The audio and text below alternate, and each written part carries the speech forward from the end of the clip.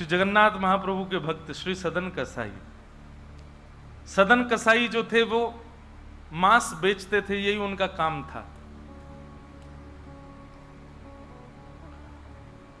एक बार ऐसे तराजू में तोलते थे मांस को, तो जब मांस का विक्रय कर रहे थे तो उनको पता नहीं चला, वो भार की जगह शालिग्राम जी को रखते थे। लेकिन कीर्तन उनको बड़ा प्रिय था, कीर्तन करते हुए मांस बेचते थे। बताओ, ऐसा उनका स्वरूप।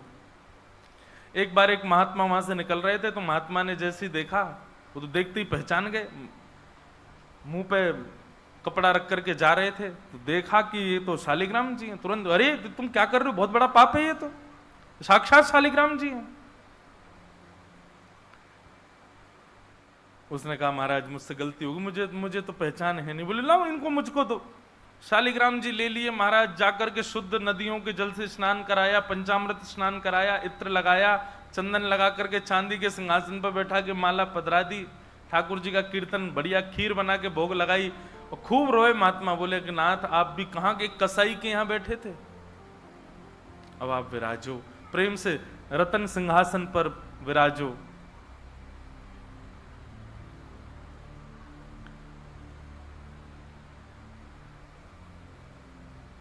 ठाकुर जी विराज गए। रात्रि को महात्मा के स्वप्न में आए और स्वप्न में आकर के बोले सुनो, सुबह होते ही हमको ले जाओ और हमको वो सदन कसाई के पास छोड़ के आओ। महात्मा बोले वहां प्रभु मांस बेचता है, वो आपको तोलता है, तोलने के लिए भार बना करके रखता है, आप उसके यहां क्या करेंगे? ठाकुर जी कह रहे हैं हम जितना कह रहे हैं उतना करो बस। बोले नाथ ये तो वेद विरुद्ध हो जाएगा, ये तो शास्त्र विरुद्ध हो जाएगा, मैं आपको कैसे वहां छोड़ के आ सकता हूं? आपको वहां क्या सुख मिल रहा है? वो शुद्ध नहीं, पवित्र नहीं, उसका स्थान अच्छा नहीं, मांस विक्रय करने वाला व्यक्ति, महापापी व्यक्ति, वहां क्यों जाना है आपको?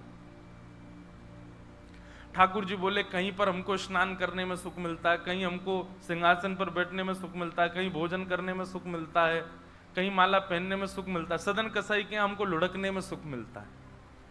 उसके तराजू में जब वो तराजू से तोलता है तो हम इधर उधर लोटपोट होते हैं, हमको उसमें बहुत आनंद आता है, हमको छोड़ के आओ उसके पास ही। और वो मांस विक्रय करता है, चलो जो भी है, लेकिन जब उसके यहाँ तोला जाता है और वो तोलते समय हम लुढ़कते हैं तो वो कीर्तन गाता है, वो मुझे बहुत अच्छा लगता है, मुझे उसके पास छोड़ के आओ। न जाने कौन से गुण पर दयानिधि रीझ जाते। कभी कभी हमको ऐसा लगता है कि कुछ ना कुछ करते रहो बंधुओं, किसी से तो रीझ जाएंगे ठाकुर जी, कभी तो रीझेंगे, कभी तो उनको कोई ना कोई चीज तो भाएगी हमारी। इसलिए आशा मत छोड़ो, लगे रहो, कुछ ना कुछ करते रहो। पर एक बात, चतुराई से नहीं, जान करके नहीं, बिना जाने भोले बनकर, सहज बनकर के करते रहो,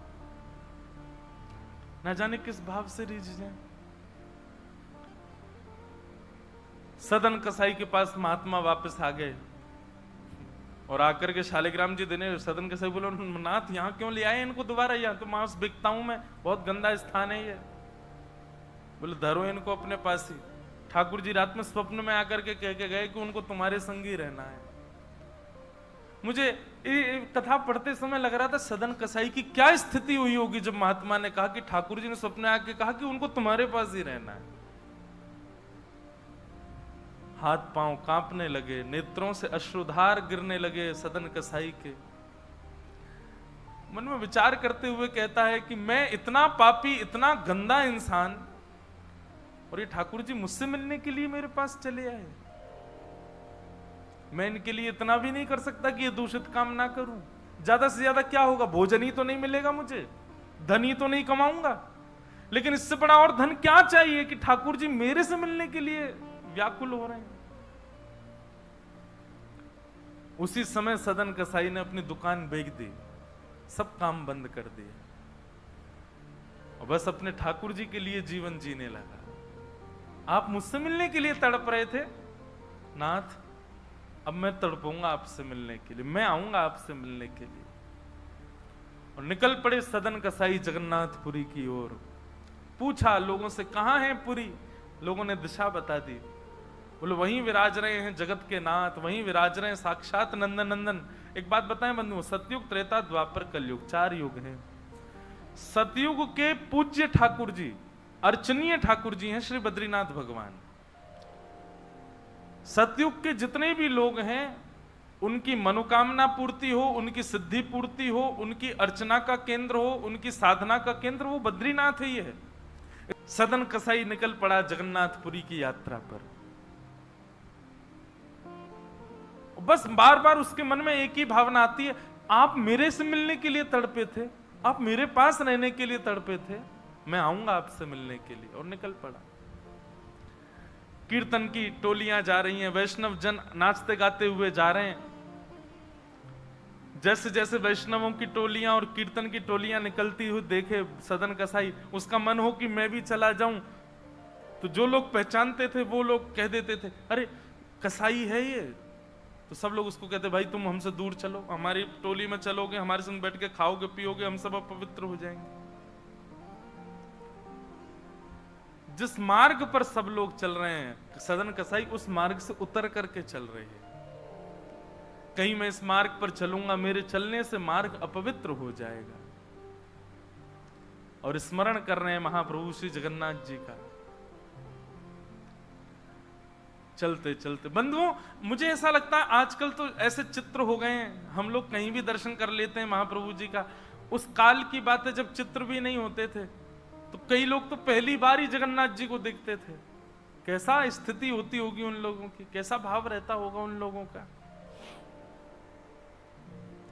सदन कसाई चलते जा रहे हैं, एक मार्ग से उतर करके चल रहे हैं, निष्ठुर मार्ग पर चल रहे हैं और बस स्मरण कर रहे हैं श्री जगन्नाथ महाप्रभु का। चलते चलते चलते एक नगर में पहुंचे। रात्रि का समय हो गया, शाम का समय हो गया।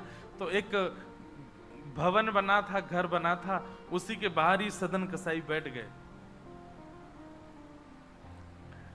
सदन कसाई का रूप बहुत सुंदर था। नेत्र, उनके केश, उनके मुख की आकृति, उनकी भुजाएं बहुत सुंदर थे। भले ही कसाई थे पर सुंदर थे। तो जिस भवन के बाहर बैठे वहां भवन की अंदर एक गृहिणी वो निकल करके बाहर आई और उसने जैसे ही सदन कसाई को देखा उसका मन आ गया उन्हीं के ऊपर। शाम का समय, सदन कसाई को लोभ देने लगी और उसने इशारा करके कहा कि भीतर आ जाओ। तो सदन कसाई ने उसकी ओर देखा और उनके मन में तो बस जगन्नाथ जी बैठे हैं, कोई ऐसा भाव तो दूषित था नहीं। उन्होंने इशारा कर दिया, कुछ इशारा किया और उस इशारे को उस कन्या ने, उस महिला ने ऐसा समझा कि मानो ये कहना चाह रहे हैं कि तुम भीतर जाके पहले अपने पति का वध करो, तब मैं रहूंगा तुम्हारे साथ। और बंधुओं एक बात बताएं, विषय जब माथे पर बहुत तीव्रता से चढ़ता है ना, वासना जब बहुत तीव्र चढ़ जाती है, तो व्यक्ति ये भी विचार नहीं करता मैं क्या कर रहा हूं। वो कितनी भी कथाएं सुन रहा हो, कितनी भी कथाओं में जा रहा हो, पर विषय जब उसके हृदय में होता है तो वो बिल्कुल विवेक शून्य हो जाता है।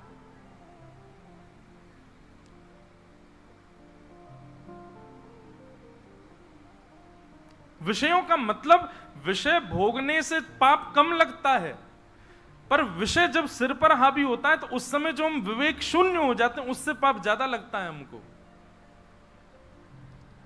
विषय हावी हो गया उस माता के, भीतर जाके उसने अपने पति का वध कर दिया, मार दिया।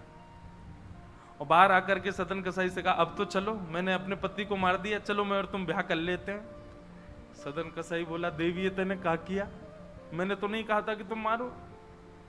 बोले, हो तुम झूठ बोलते हो, तुम नहीं तो कहा था कि उसका वध कर दो तब रहूंगा। अब तुम्हारे पास एक ही रास्ता, या तो मेरे साथ रहो, नहीं तो मैं सबको बता दूंगी कि तुमने मेरे पति को मरवाया है। पर जिनके हृदय में श्री ठाकुर जी विराजमान है, उनको अन्य किसी के लोभ की इच्छा नहीं होती। उन्होंने कहा ज्यादा से ज्यादा मार दोगी मुझको और क्या बदनामी होगी, सब होगा, लेकिन मैं अपनी स्थिति से नहीं हट सकता। और उन्होंने अस्वीकार किया। हुआ वही, उसने हल्ला मचा करके सबको इकट्ठा कर दिया, मेरे पति को इसने मरवा दिया और ये आदि आदि सब कर दिया। सदन कसाई को बंदी बना करके राजा के सामने प्रकट कर दिया। सब लोग आ राजा के यहां उसको प्रस्तुत कर दिया, बंदी बना दिया। और बंदी बना करके कहा कि आप स्वीकार करते हैं कि आपने ये अपराध किया है इनके पति को मारने का? सदन कसाई कुछ नहीं बोला।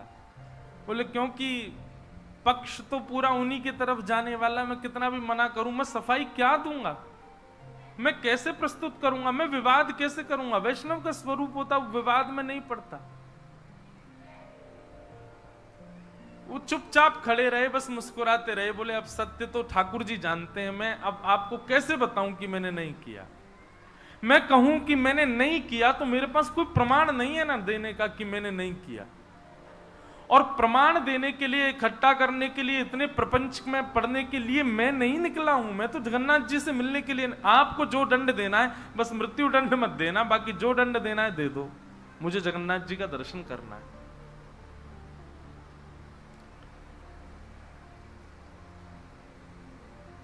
राजा ने सदन कसाई की बात तो मानी कि मृत्युदंड तो नहीं दिया, पर कहा कि जिन हाथों से तुमने उस व्यक्ति का वध किया उन हाथों को हम काट देंगे। सदन कसाई बोले मैंने एक बार एक कथा में सुना है कि श्री जगन्नाथ जी की भी भुजा नहीं है, लो काट दो। जैसे मेरे स्वामी वैसा मैं, और अपनी दोनों भुजाएं आगे कर दी। मेरे स्वामी भी तो ऐसे ही रहते हैं। अच्छा, एक बार की बात है, गोस्वामी तुलसीदास जी दर्शन करने गए जगन्नाथ जी का, और जैसे ही जगन्नाथ जी को देखा तुरंत नेत्र बंद कर लिए। बोले राम राम राम राम जी, मैंने क्या देख लिया? तुरंत बाहर निकल करके आए, भागे मंदिर से दूर। किसी ने रोका, बोले क्या हो गया गोस्वामी जी? बोले ये मेरे ठाकुर जी हैं ही नहीं। कैसे ठाकुर जी? इनकी तो आंख पिघल गई, मुख पिघल गया, हाथ पिघल गए, पैर है नहीं, ये मेरे ठाकुर जी कैसे? मैं तो अभी रात में तो कहीं नहीं जा सकता, पर सुबह होते ही चला जाऊंगा, मैं जीवन में कभी नहीं आऊंगा। इतने ज्यादा भयभीत हो गए। रात्रि में गोस्वामी जी जैसे ही सोए तो महाप्रभु जगन्नाथ जी उनके स्वप्न में आए, धनुष बाण हाथ में लेकर के राघवेंद्र सरकार प्रकट हो गए। बोले भगवान वजह से है? गोस्वामी जी बोले मेरी वजह से? बोले हाँ, तुमने मानस जी में लिखा है बिन पग चलहि सुनहि बिन काना। वो बिना पैर के चलता है परमात्मा, बिना कानों के सुनता है।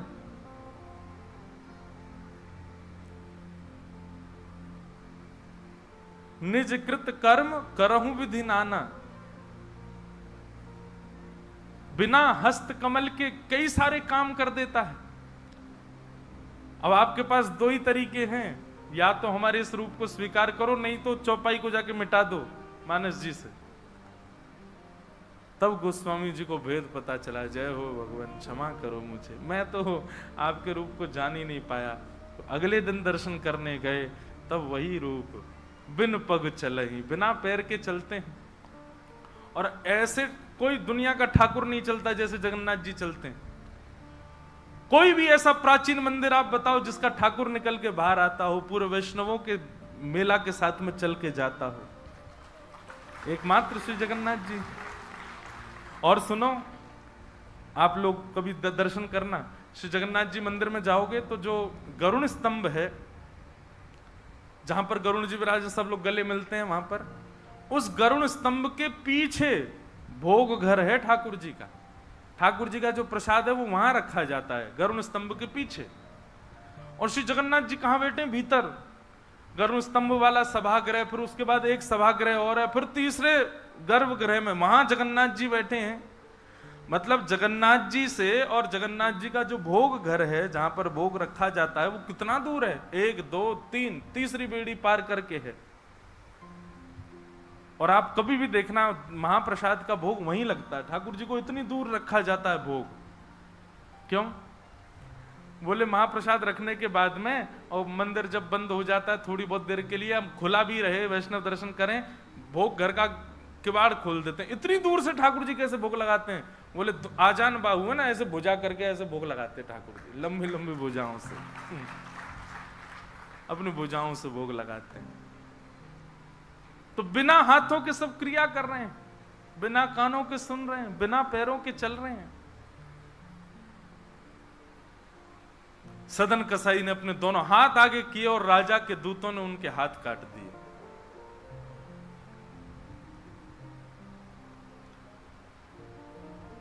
पीड़ा में नहीं है, प्रसन्नता में है। आंसू तो निकल रहे हैं नेत्रों से, पर प्रसन्नता के आंसू हैं कि नाथ आपने किसी रूप में तो मुझे स्वीकार किया।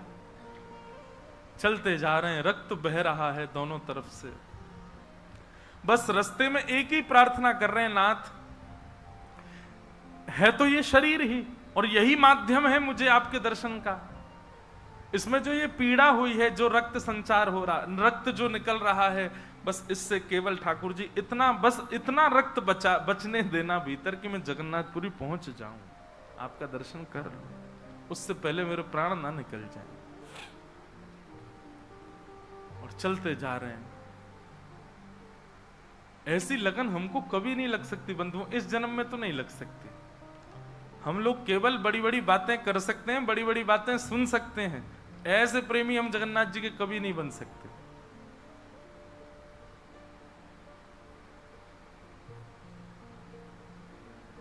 अरे हमारा कोई छोटा सा काम बिगड़ जाए तो हम जगन्नाथपुरी ना जाएं? अरे महाप्रभु जी ने तो मेरा ये काम बिगड़वा दिया।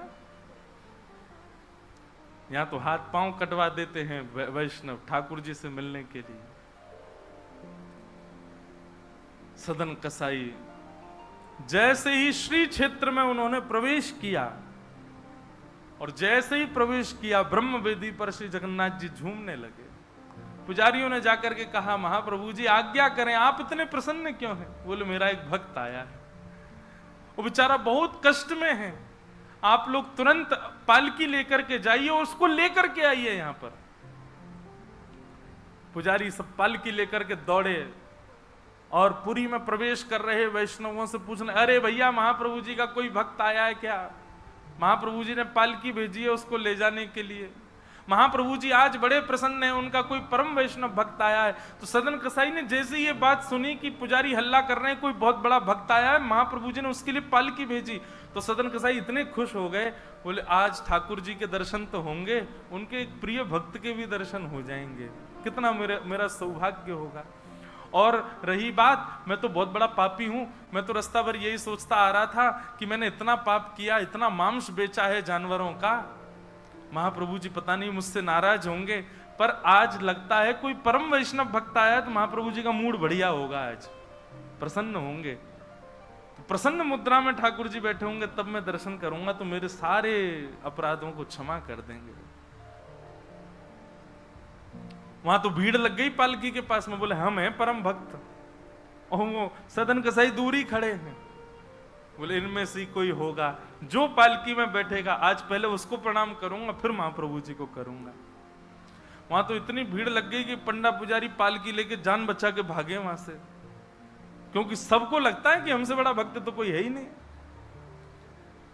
पालकी खाली लौट करके आ गई। महाप्रभु जगन्नाथ जी बोले तुम खाली आ गए, लेके नहीं आए उनको? बोले भगवान आपके एक दो भक्त तो है नहीं, वहां तो हजारों भक्त, एक पालकी उसमें कितनों को बैठा के हैं, सब चढ़ने लगे। बोले हम हैं भक्त, हम हैं भक्त, आप कोई संकेत बताओ, आपके भक्त का कोई लक्षण। श्री जगन्नाथ प्रभु के नेत्रों सजल हो गए, बोले मेरी तरह उसके भी हाथ नहीं है, जो आया है वही है मेरा भक्त, उसको लेके आओ।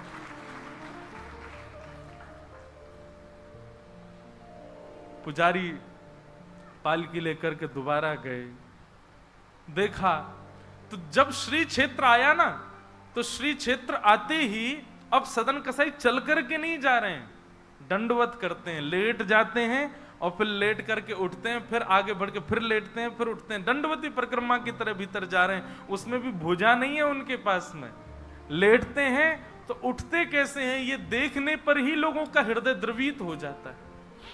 और किसी से सहायता नहीं लेते। वो तो दूर चल रहे हैं ना, उस मार्ग पर ही नहीं चल रहे जहां सब चल रहे हैं। बोले कि मैं चलूंगा तो अपवित्र हो जाएगा मार्ग। एक सर्प के भांति जैसे रिगड़ के सर्प चलता है, ऐसे सदन कसाई आगे बढ़ रहे हैं। और प्रसन्न मुद्रा में मैं महाप्रभु जी से आज मिलूंगा। पुजारियों ने जाकर के जब उनकी स्थिति को देखा, कोई अपने नेत्रों के आंसुओं को रोक नहीं पाया। बार बार महाप्रभु जगन्नाथ जी को प्रणाम करें, कितने दयालु हैं नाथ, कितने कृपालु हैं आप। सदन कसाई को जाकर के पुजारियों ने उठाया, बोले चलो महाप्रभु जी ने तुम्हारे लिए पालकी भेजी। सदन कसाई बोले आपको कोई गलत सूचना मिल गई, मैं नहीं हूं वो भक्त जो इसमें। बोले नहीं तुम ही हो, ठाकुर जी ने आज्ञा करके भेजा है।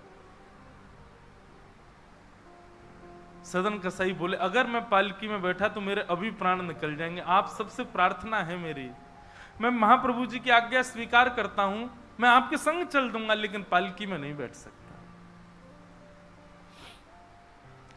चलने लगे। बस इसी बात से प्रसन्न है कि महाप्रभु जी ने मुझे स्वीकार तो किया। और जैसे ही सिंह द्वार पर पहुंचे और दंडवत करते ही जैसे ही श्री पतित पावन भगवान, सिंह द्वार पर ही श्री पतित पावन भगवान है, बाहर ही उनका दर्शन हो जाता है।